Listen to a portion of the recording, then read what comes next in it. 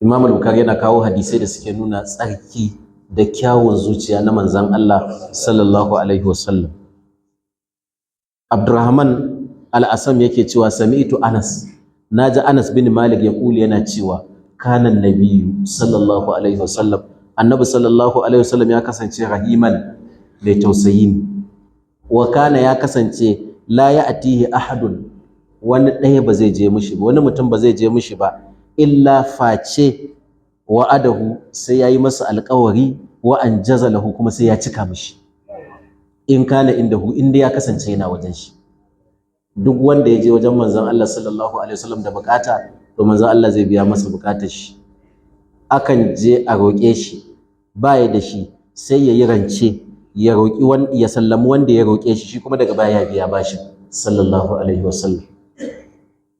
Ana zai ce wata rana wa uqimatus salatu, an tsai da sallah, wato an yi iqamar sallah.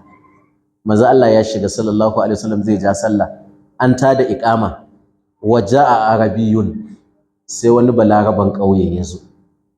Sa'alabi ya ce a arabiyun sukanul badiya, wanda yake zaune a ƙauye, ya ce ko da ma ba balarabe bane, duk wanda yake zaune a ƙauye za a iya ce mai a arabiyu. To wani mutumin ƙauye, wani mazaunin ƙauye sai ya zo, an tada wa manzon Allah iqama zai yi sallah sallallahu alaihi wasallam, fa akadha bi thawbihi, sai ya riko tufafin manzon Allah sallallahu alaihi wasallam, fa qala, yace inna ma baqiya min hajati, akwai abin da ya rage na bukata ta, yasiratun, wata yak kadan. Wato da ya tattauna da annabi, an biya masa bukatun, sai daga baya sai ya tuno, ai kuma bai gama gaya wa annabi akwai wata bukatar da yake nema a wajen annabi, bai gama ba, kuma ga annabi zai fara sallah. To amma saboda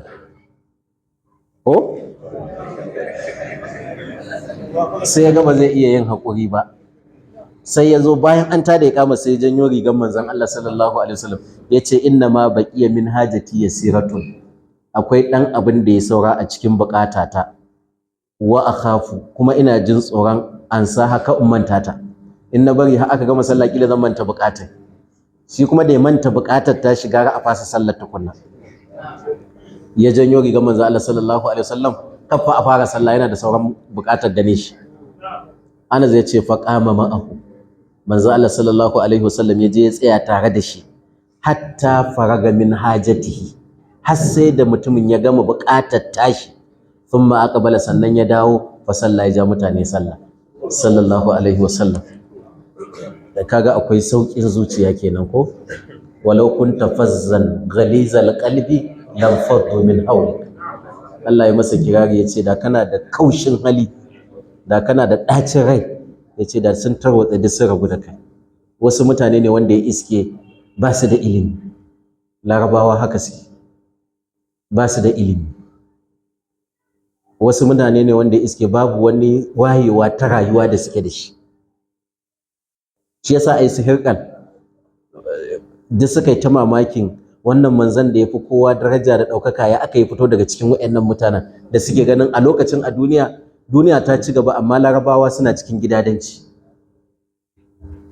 Gwarzo abin alfahari shine wanda ya ƙware a waƙa. Gwarzo shine jarumi wanda idan an fita yaƙi, family in kaga suna alfahari da wani, to mawaƙi ne.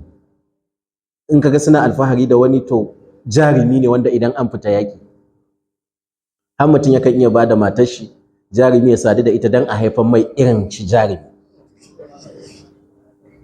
Su ne mutanen da manzon Allah ya iske sallallahu alaihi wasallam.